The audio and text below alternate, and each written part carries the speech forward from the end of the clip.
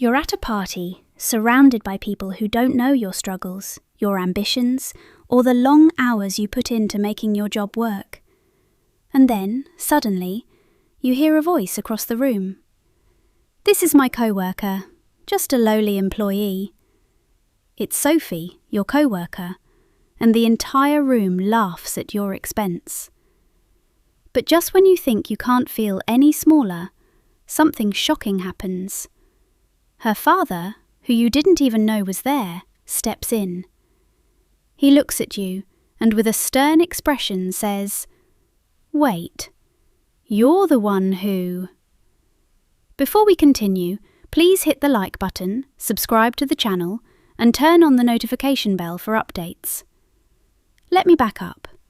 I'm Emma, 25 years old, and I work at a mid-sized marketing firm.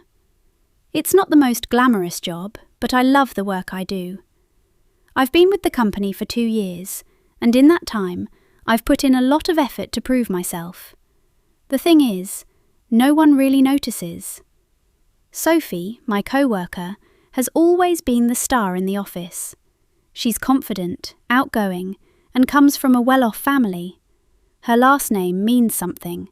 She always seems to get the best projects, the promotions, and the recognition. And then there's me, the quiet one. I've been passed over time and time again, despite my hard work. But I don't complain, I just keep grinding. Then one day, Sophie invites me to her party. I wasn't sure about going. I knew it would be filled with people I didn't really know, people from the upper echelons of the company. But I didn't want to seem rude, so I went. I figured I could just blend into the background, get through the night and go home. Little did I know, this was going to be the night everything changed. As I step into Sophie's lavish home, I immediately feel out of place.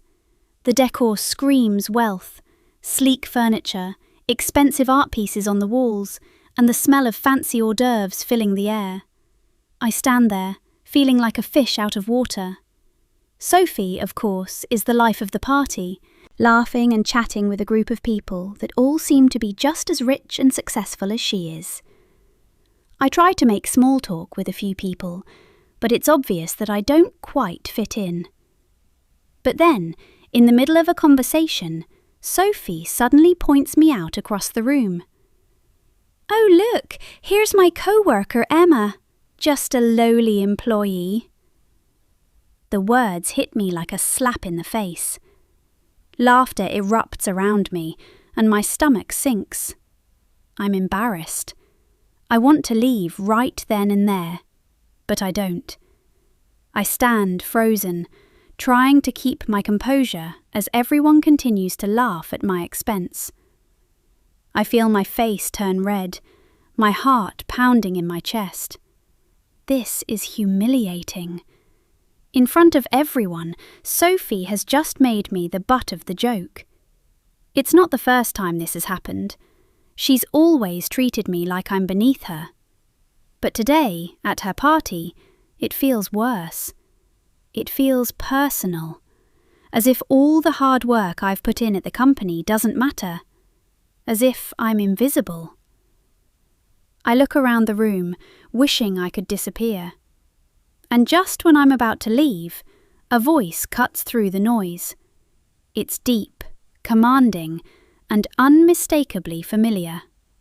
I turn, and there he is, Mr. Thompson, Sophie's father, the powerful, influential man in charge of the company. I didn't even know he was at the party. He stops mid-conversation when he hears Sophie's words, his eyes locking onto me with an intense gaze. Sophie's laughter falters. Mr. Thompson steps towards me, his gaze unwavering. Sophie's face drops. I can't breathe.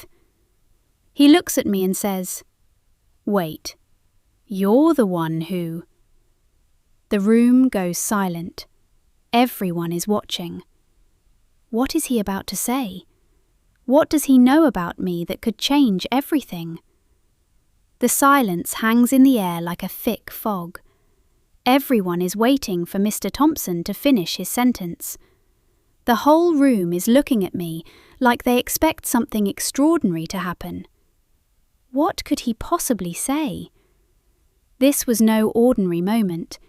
It was about to turn my life upside down. Sophie stumbles over her words, trying to cover up the awkward tension.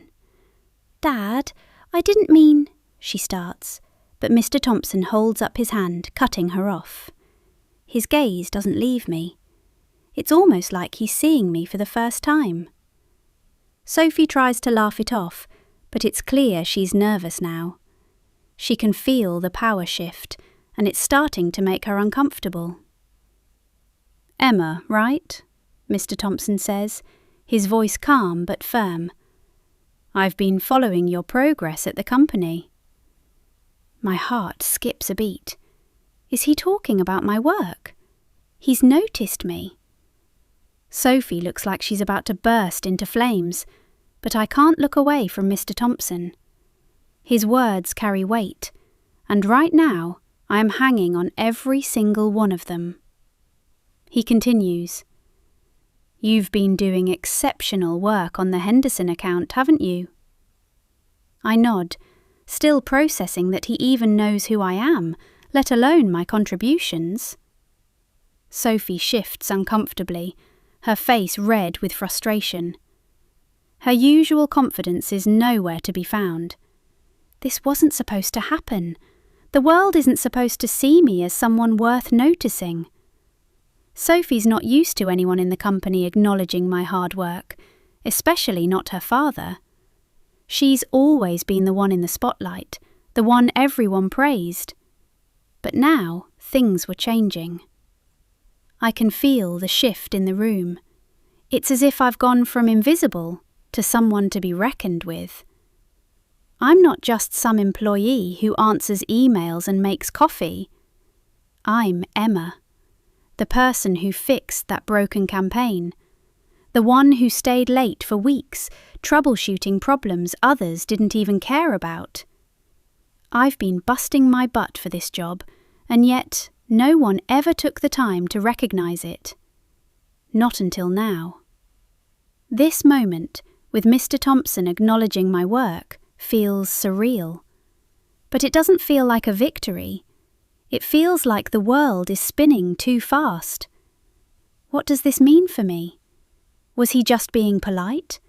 Or is there something more to this? Could I actually be seen as an equal here? At the company I've fought so hard to be part of? Or was this just a fluke? I glance over at Sophie, who looks like she's about to explode. Her eyes are filled with a mix of anger and disbelief. She's furious. She doesn't know how to handle this.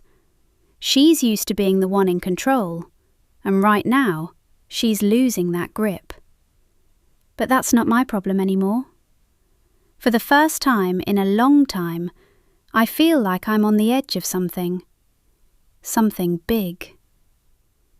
Before I can process what Mr. Thompson is saying, Sophie interrupts. She's trying to regain her composure, but it's clear she's flustered. "Dad, this is ridiculous," she snaps, glaring at me. "You don't really think Emma is some kind of star, do you? She's just been lucky, that's all." Her words hit me like a punch to the stomach, but I don't let them show. Lucky. I know exactly what she's doing. She's trying to undermine me in front of everyone. She wants to make sure that I'm still the lowly employee she made me out to be earlier. She wants to keep me in my place. But Mr. Thompson doesn't flinch. In fact, he steps closer to Sophie, his expression cold. "You clearly don't understand what's been happening under your nose, Sophie." He pauses. "Emma here is the one who saved your department's biggest client from walking away, the one who found the solution to your failed proposal." Sophie's eyes go wide. Her lips tremble, and she stumbles back a step. Everyone in the room is watching. The tension is suffocating. I can feel my pulse pounding in my ears. What's going to happen next? What is Sophie going to do? The words Mr. Thompson just dropped on the room hit harder than I ever could have imagined. I stand there, frozen, as Sophie's face turns from pink to ghostly white. It's almost as if she's heard a death sentence. But I don't get the chance to savour the moment. Sophie's fury is palpable. The party is at a standstill, and I feel every single pair of eyes locked onto me. What is Sophie going to do next? Sophie takes a deep breath, and for a second I think she might explode. She opens her mouth to speak, but then she doesn't. She stares at her father, as if trying to figure out how to respond to the fact that he just humiliated her in front of everyone. She forces a laugh, but it's brittle and nervous. "Dad, this is ridiculous," she repeats, trying to hold on to her composure. But I can hear the panic in her voice. Sophie's the one who's used to being praised, not the other way around. Mr. Thompson, unfazed, raises an eyebrow. "It's not ridiculous, Sophie, it's the truth." His voice is calm, measured, and it sends a chill through me. Sophie looks from her father to me, and then something shifts in her expression. The anger is still there, but so is something else. Fear. She knows she can't win this battle.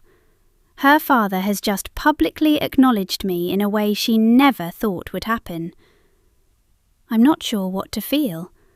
Part of me wants to bask in the validation, finally getting some acknowledgement for all the hard work I've put in. But another part of me knows this isn't just about me anymore. Sophie's world is crumbling, and the tension between us is about to escalate. Sophie doesn't take this defeat lying down. She glances at the crowd, trying to gauge their reaction. I can tell she's about to make a scene. "This is crazy, Dad," she spits. "How could you possibly be siding with her? She's just a junior employee. I've been running this department for years, and I've worked hard for everything I have."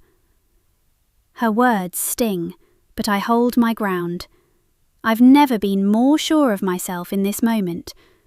Her words are nothing more than an attempt to cling to control, to regain the upper hand she lost the second her father spoke up for me. But I won't let her take that from me. Not anymore. The room is silent again, and I swear I can feel the weight of every pair of eyes on me. For the first time in forever, I feel like I belong. But this isn't just about me. It's about Sophie's carefully constructed world, a world built on status, manipulation, and being the centre of attention. And that world is starting to crumble before her eyes. But Sophie's not done yet. She glares at me, and I can see the wheels turning in her mind. She's not just going to let this go. She's going to strike back. And I'm not sure I'm ready for what comes next. Sophie's eyes narrow as she takes a step toward me. The room holds its breath. "You think you can just waltz in here and take everything I've worked for?" she says, her voice sharp as a knife. "You think you're better than me? You're just lucky, Emma. Don't get ahead of yourself." Before I can respond, Mr. Thompson cuts her off, his voice icy. "You've been underestimating Emma for far too long, Sophie, and I'm done watching it." I can't even process what just happened. The room is still silent, and all I can hear is my own heartbeat pounding in my ears. What is Sophie going to do next? Is her father really on my side now? The tension in the room is unbearable. The seconds that pass feel like hours. The silence is so thick you could cut it with a knife. Sophie looks like she's about to explode, and I'm bracing for the worst. What's her next move? Her eyes flick from me to her father, and then she opens her mouth to speak. but nothing can prepare me for what she's about to do. Sophie's father doesn't wait for her to finish. He steps forward, his expression unreadable. "Actually, Sophie," he says, his voice cool and calm, "you've misunderstood what's been going on behind the scenes here. Emma's contributions to this company have been crucial. She's the one who saved your department's biggest client, not you." The words hit me like a tidal wave. Saved the client? I didn't even realize I had that kind of impact. Sophie's face drains of colour, her lips trembling as her father continues. "She was the one who fixed your campaign after you botched it, Sophie. And she's the reason we're not in damage control mode right now." The air is thick with disbelief. Sophie takes a step back, her knees almost buckling beneath her. It's like the ground is slipping out from under her. She has no response. It's not like she can deny it, because she knows it's true. I feel a surge of pride. This is the moment I've been waiting for, a moment of recognition. But it's not just the validation I've been looking for. It's the justice of seeing Sophie's world come crashing down. For years, she's been taking credit for everything I did. And now, her own father is publicly exposing the truth that Sophie had been hiding all along. Sophie's reaction is swift and ugly. She stumbles over her words, trying to defend herself, but it's clear she's unravelling. The people in the room are no longer looking at her the way they used to. Her facade of confidence is slipping, and in its place, I see the raw panic in her eyes. She knows her position at the company is at risk, and she can't handle it. The room is buzzing now, but it's not the excitement I expected. It's uncomfortable. People are whispering, exchanging knowing glances. They've all seen the truth. They know what's been happening behind closed doors, and they know that I was the one doing the real work all along. Sophie doesn't even look at me anymore. She's focused solely on her father, who's still standing firm, unwavering. Her hands are shaking, and her face is a mix of rage and disbelief. She thought she had it all, the promotions, the praise, the power, but it was all built on a lie. Just as I think the tension can't get any higher, Sophie turns to me, her voice dripping with venom. "You think you're so much better than me now? You think this makes you better?" Her words cut, but I stand tall. I don't need to prove anything to her anymore. Mr. Thompson steps forward again, his tone colder than ever. "You've had your chances, Sophie," he says, his words final, "and you've wasted them." The room is still silent, and for a moment I wonder what will happen next. Will Sophie be fired? Will I finally get the recognition I deserve, or is this all going to backfire on me somehow? All I know is Sophie's world is shattering, and I'm just beginning to understand what this moment means for me. The next day at the office, everything is different.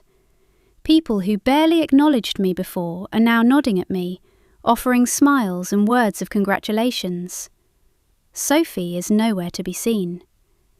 I find out later that she's been called into a meeting with HR and her father. The whispers around the office are loud and clear. Sophie's on thin ice. Mr. Thompson made it clear that Sophie's treatment of her co-workers had crossed the line, and she'd been warned multiple times. As for me, Mr. Thompson's praise didn't just stop at the party. He officially recommended me for a promotion, one that I've been working toward for years. It's all starting to make sense now. This was more than a moment of recognition. It was the turning point I never saw coming. I still can't believe it happened. That moment at the party where everything shifted was the catalyst for a massive change. Sophie's manipulation and disregard for others finally caught up to her. It's hard to wrap my head around it, but one thing's for sure, I'm no longer invisible. It's a strange feeling, knowing that everything you've worked so hard for is finally being recognised. But it's also incredibly relieving. I'm not walking around the office with my head down anymore. I've finally earned the respect I deserve. I can't help but smile when I pass by my co-workers now. They're not just acknowledging me, they're congratulating me. The vindication I feel is so much more than just getting a promotion. It's about knowing that I didn't have to compromise myself or stoop to anyone else's level to get here. As for Sophie, I can't help but feel a little sorry for her. She had the world handed to her, but she never took the time to build the relationships or respect she needed to truly succeed. Now she's facing the consequences of treating people like they're beneath her. For the first time, I see her for who she really is, someone who's afraid of losing control. And that's exactly what's happening. The fallout from that night is intense. Sophie's father makes it clear that her behaviour can no longer be tolerated, and HR issues a formal warning. She's no longer the office darling. People are whispering about her behaviour, and her once strong relationships with the upper management start to crumble. Some of the colleagues who used to look up to her now see her for what she truly is, someone who rode on the coattails of others. As for me, I get the promotion, and with it comes more responsibility. But it's not just the title that feels good, it's the respect. I've earned my place at the table. The recognition comes with its own set of challenges, but I'm ready for them. I'm stronger now. The whole experience has changed me. No longer am I the invisible employee in the background. I'm Emma, and I'm here to stay. I walk into work the next morning with my head held high. It's not arrogance, it's confidence. I've worked hard to get here, and now it's time to enjoy the fruits of my labour. Sophie avoids me, still reeling from the public embarrassment and the consequences of her actions. For the first time, I feel at peace. I'm not worried about who's watching or what they think of me. I know who I am and what I'm capable of. And that's all that matters. The office seems quieter now, but in a good way. The tension that Sophie once created is gone, and in its place is a newfound respect for everyone's contributions, including mine. As I walk past my co-workers, I realise something. I'm no longer just the lowly employee. I'm a valued part of this company, and that's a feeling I'll never take for granted. I earned this, I say to myself with a smile, stepping into my new role, ready to take on whatever challenges come next.